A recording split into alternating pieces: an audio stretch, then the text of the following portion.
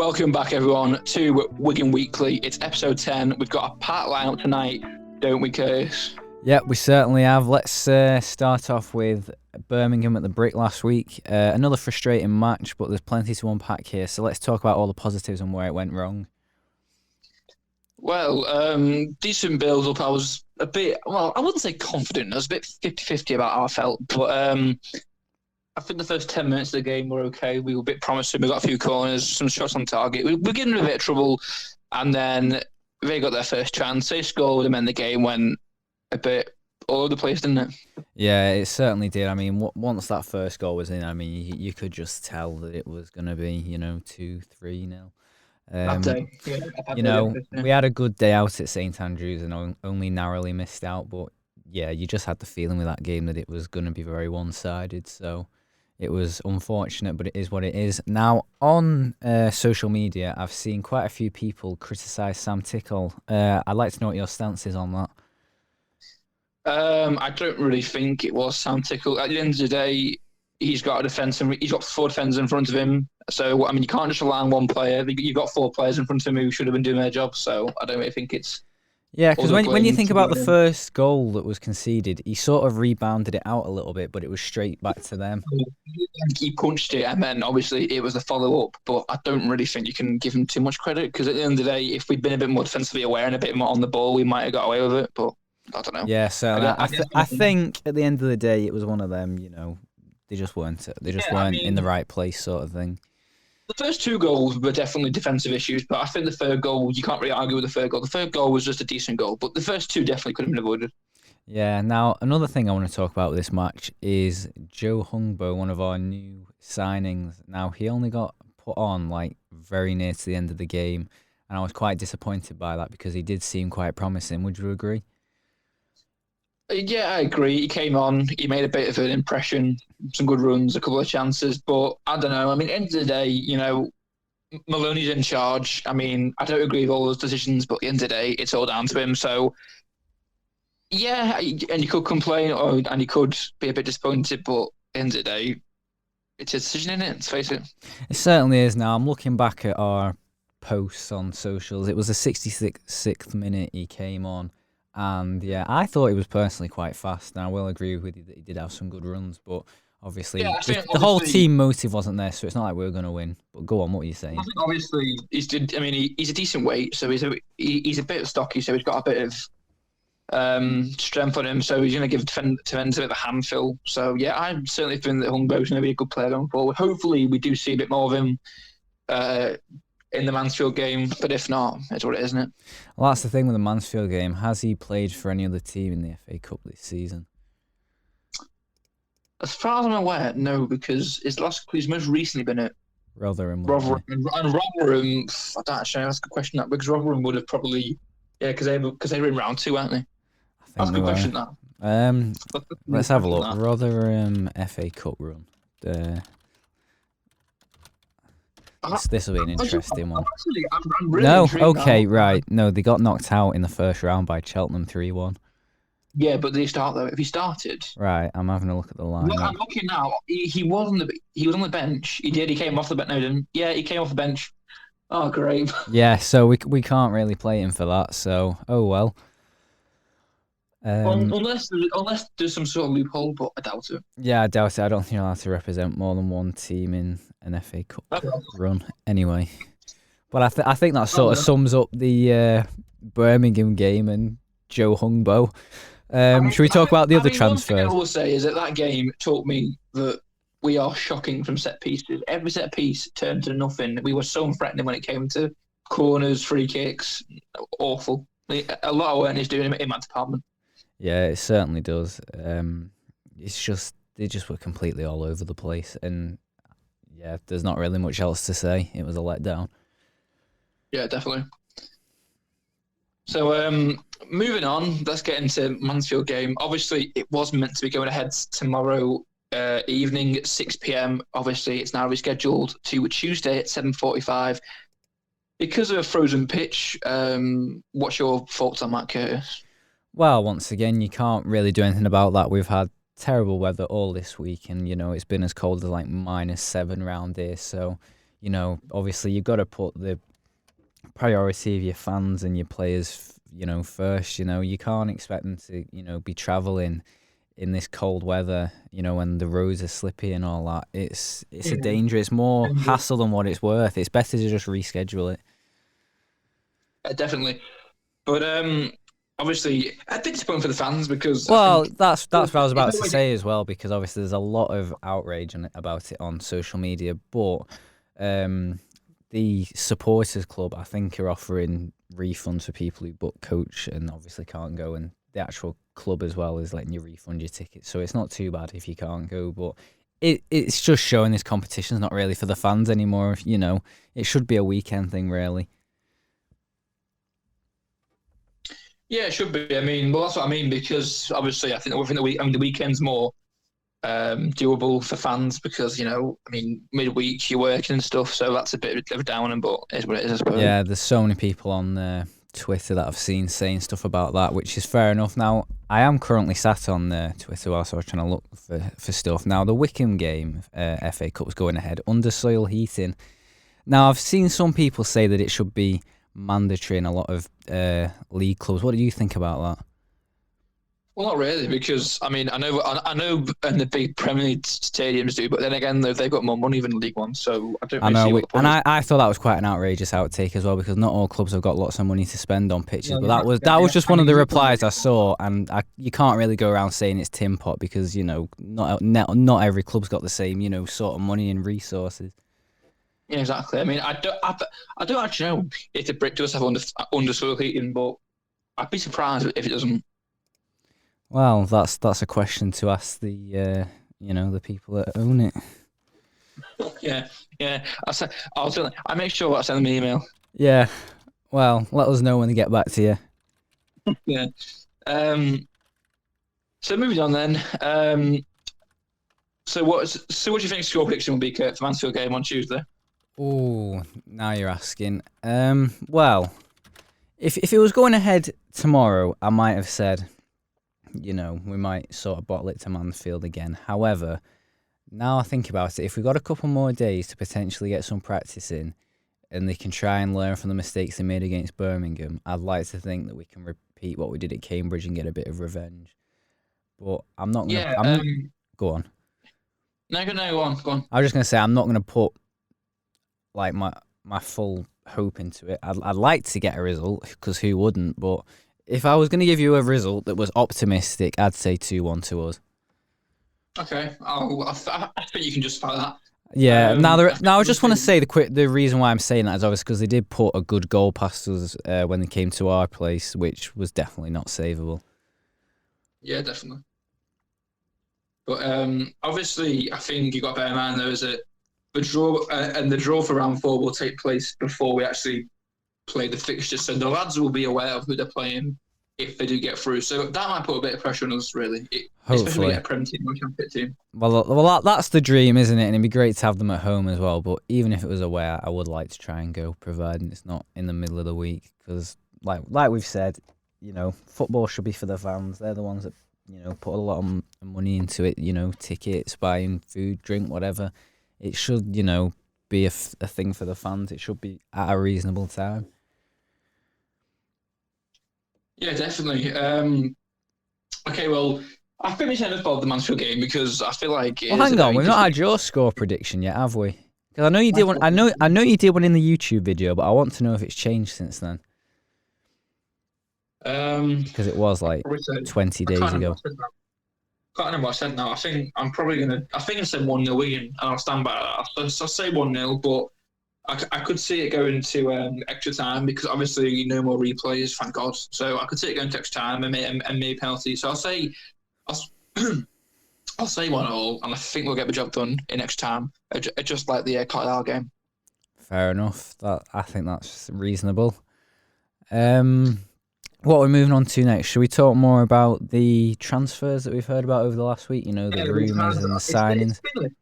It's been a very busy week in terms of players. Obviously, we know about Robinson and Holmbo. Will Goodwin did sign earlier last week. I think it was last Sunday, wasn't it, Kurt? Yeah, it was either Sunday or Monday, but I think it was Sunday, right? Yeah. And well, actually, in fact, before that, obviously, the one I do want to say is obviously Joe Hugill has been recalled. What do you make of that, Kurt? I think in that respect, he scored a couple of goals for us. What was it? About 3. Yeah. I'm trying not to get thrown off by the story you put out the other week. But yeah, he scored about 3 goals. So I mean, he wasn't the worst, but he certainly wasn't the best either. I mean, I think I'd certainly prefer Dale Taylor. Yeah, well, obviously, we've signed Goodwin, obviously, on loan from Oxford to fill in the shoes of Hugill. I mean, once again, it's the same with Josh Robinson. It's almost like we knew that it was going to happen, so we quickly made sure that we had a bit of a backup plan. So it's not ideal, really. It clearly shows that. Well, actually, you know what? It's good, actually, because it shows that we're clearly thinking ahead and we're getting ready and prepared in case anything does happen. So that's something, I suppose. Yeah, now one thing I want to ask you about is the whole striker scenario, because obviously our 2 strikers that we've got are on loan until the end of the season. Now, I constantly see, whenever I go on Twitter, everyone complaining about the lack of strikers. Like, what do you think about this? Because obviously, end of the season, we're not going to have any if we're not careful.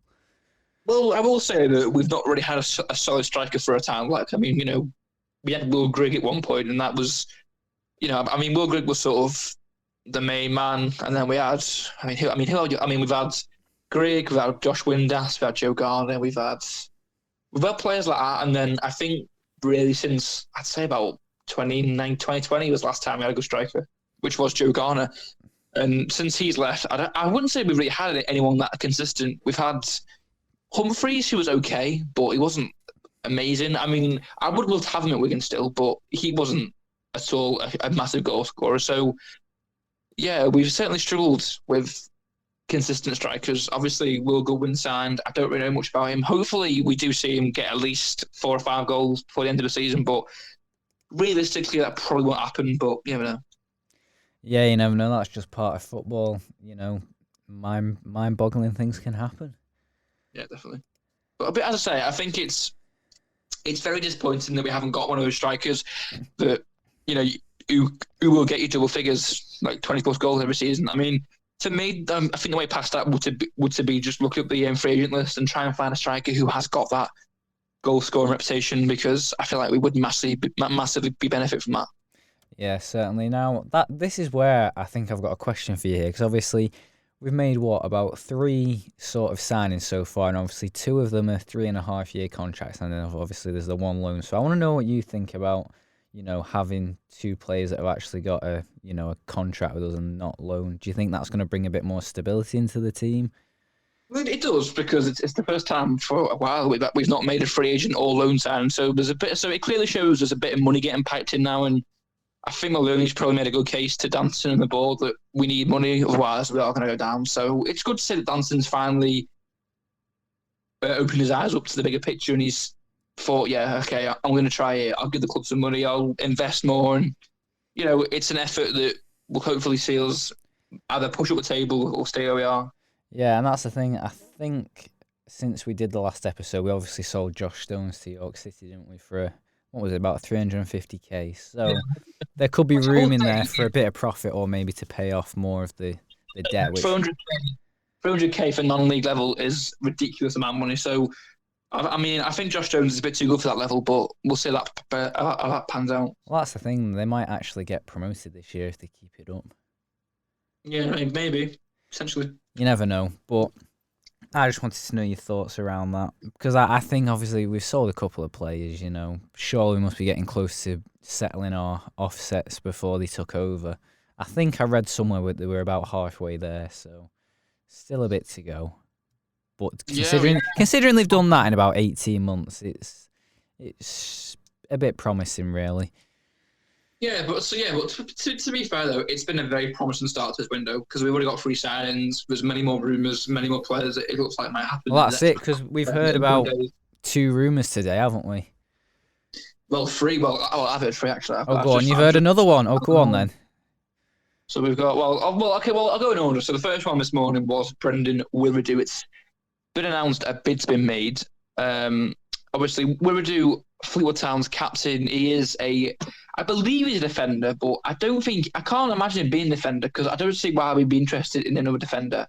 My I think my logic is that he must be a centre back, a midfielder or a centre midfielder. Yeah, maybe. What was this? Brendan Wiredu. Well, didn't we say on Transfer Market that he can play about 3 different positions? So obviously he's clearly a versatile footballer. Hopefully that will make a bit of a difference. But as I say, a bid's been made. Obviously, I mean, I doubt we'll ever know what the bid is because we're Wigan. We never know what price players are, which is a bit disappointing. But oh well. Yeah, it's a bit of a letdown that we don't know what they're spending. Yeah, they're keeping it very secretive. Yeah, but anyway, a bid has been agreed. Hopefully, they accept I mean, Fleetwood may ask for a bit more money, but if they do, it's not the end of the world. But hopefully, we get a bid agreed and negotiations go smoothly, and yeah, we can welcome him to the club. Yeah, certainly. So, do you want to move on to the next one? Tells you the next rumour is. Yeah, next up. I'm not gonna lie. I don't know. I mean, with Brendan Wiredu, it seems quite a reliable source, Football League World. This one has come from, I think it's London News Online. Teo Adaramola, a Crystal Palace youngster. He spent time in Belgium and most recently at Stockport County for the first 6 months of the season. Hasn't made a handful of appearances. I think he might have been recalled for lack of game time, but yeah, we're interested in him on loan. I mean, another loan deal, obviously. He's a left back, so he'd be covering for Luke Chambers, who is injured until at least I think it's March in it. And then Paul Dummett isn't playing football. I think, as far as I'm aware, Paul Dummett's been released, I think. But yeah, so hopefully we get Adam done because a left back's what we need. We could do with that cover there. What do you think, Curtis? Yeah, I think obviously we need stability. Whilst we've got like the injury crisis. There's about 6 players of ours that are injured, and obviously the sooner we get them back, the better. But obviously, some of them are going to be out until like the end of the season. So we need to try and make the most of what resources we can get within reason. Yeah, definitely. And then finally, I haven't really looked at him in too much detail. The next one was Jeremy Kelly of Crawley Town. Now, I mean, I'm not really a big fan of Crawley because they've certainly struggled this season. So I wouldn't really rank any of their players highly, but I mean, I don't know. This man he's a defender. Now, we don't want a defender, but he can play midfield. So, again, that's something there. He's American. He's been at Crawley since the start of the season.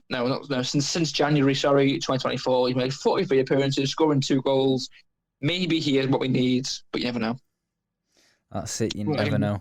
And, I mean, it's quite a bold thing to obviously diss a team, but, I mean, then again, obviously the table speaks for itself, but surely there must be 1 or 2 standout players in that Crawley team, surely. Maybe, okay. I mean, maybe Ronan Darcy. I'll rank him highly. Ronan Darcy, yeah. I don't mind him. Fair enough. So, apart from obviously the latest rumours, so obviously we talked about Hugill leaving, but did we mention Ramsay as well? Yeah, I forgot Ramsay. I mean, I don't really know I don't really know how I would sort of associate Ramsay because, I mean, I think he's a really good footballer, but I just don't think that this was a low move that's really worked. He's not played much. Injuries are coming to a bit of a factor. I know he was on loan at Bolton last season.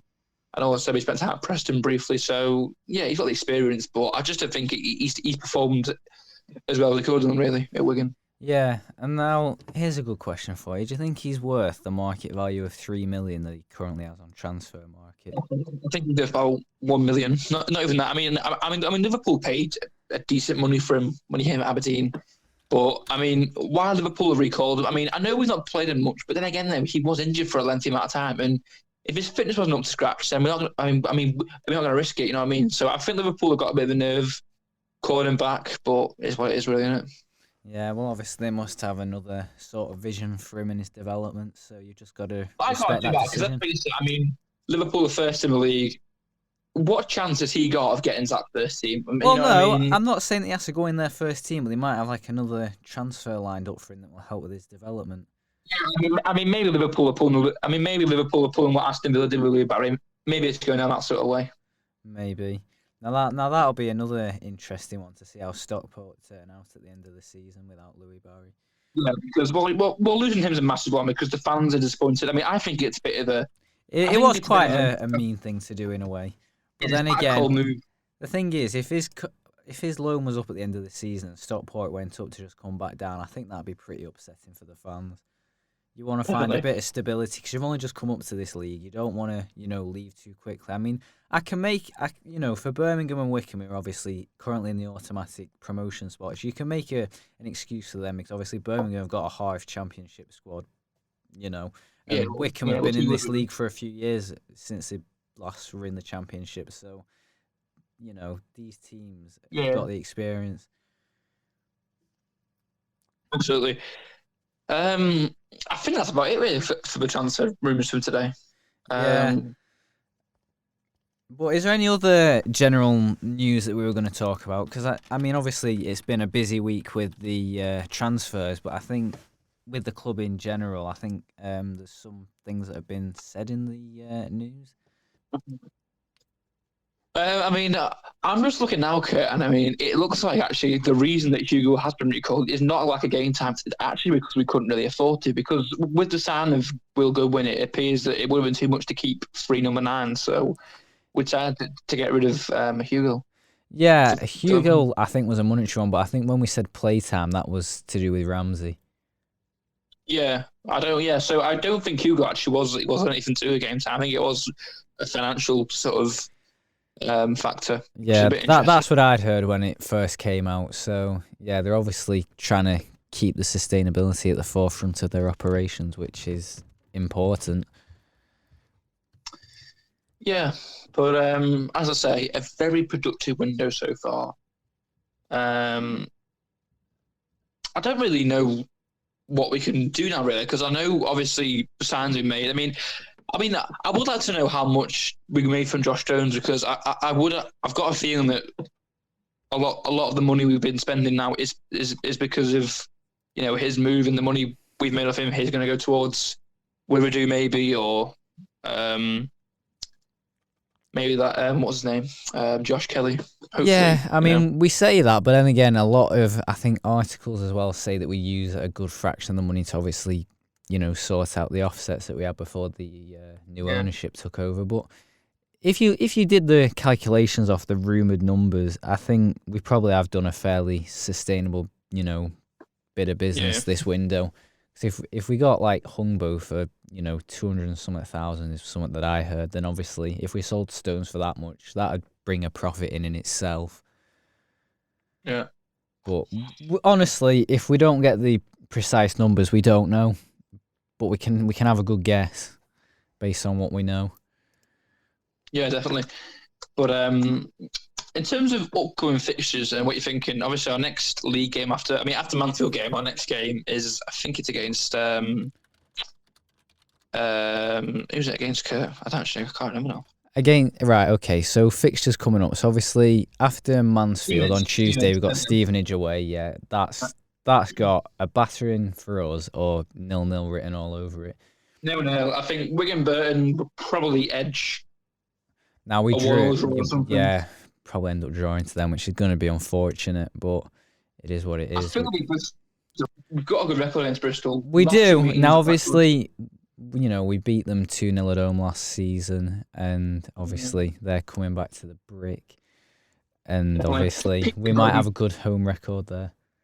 We've got Peterborough away then, which I think we should win because we've got a wonderful record against Peterborough. Yeah. Oh yeah. Last season where it was 3-2 and they scored 2 in stoppage time. That had me on edge. Did that? I was there refreshing updates. I was like, this game better end before they equalise, and thank goodness it did. Yeah. But yeah, at home Peterborough this season we battered them 3-0. So we've got a pretty good record there. But obviously this is away, so I'm just hoping we can repeat that really. And then go on. I know. I'm just thinking. Actually, I do want to just talk about one more thing in terms of transfers. Because I know a few people that we know are quite worried about Asgard's situation. I personally don't think he's in any position to move. I've not heard any rumours since the summer really about Asgard. No, and I think this is a problem here. Is obviously these clubs are going to obviously be looking for players that are goal scorers, this, that, and the other. So your best players are always going to show up in rumours, really. But obviously you just got to take it as a pinch of salt until people from reliable sources say that the deal's being closed in or whatever. But like I said, Sam Tickle, Tello Asgard, I don't think you're going to see him moving until next season at a minimum. But like I say, Sam Tickle's still quite young now. If he wanted to move, I think he would have gone to one of the Prem clubs in summer that wanted him. You know, like Arsenal. But then again, he wouldn't have got game time, so that's why he wants to stay. That's what I'm saying. So that's why he's staying. He's been to Birmingham, but I don't really think I couldn't really see him playing for Birmingham. No, I mean, that's it. They've got a pretty good team, you know. Why didn't he just start coming for our players? Definitely. Something I will say, obviously, no match day vlogs now until is it Burton game? Yeah, no vlogs now until the then. Game. Which is a bit disappointing. I must say though, I'm very, very. We really appreciate the support because I must say that the last vlog really took off, didn't it, Kurt? Yeah, it did. I don't know what it was, but obviously we sort of reverted to the sort of style we did with the Mansfield vlog. So we took the same thumbnail idea, and we made sure it wasn't too long. I mean, we don't really struggle with length for our videos anyway, especially when we lose, because they tend to be quite short because there's not really much to celebrate about. It's like we either win quite well or we play so bad that we can only slander our performance. You know, when we get battered, there's never really any highlights. But the Birmingham supporters and the Wigan supporters that have obviously watched the video this week, we are grateful for the support, and it is like our second most viewed vlog now. It's just living in the shadows of the Mansfield one. But it's certainly looking promising, because if I go onto the analytics, you can see that, well, you can't see it, but I can, but I'm going to tell you about it.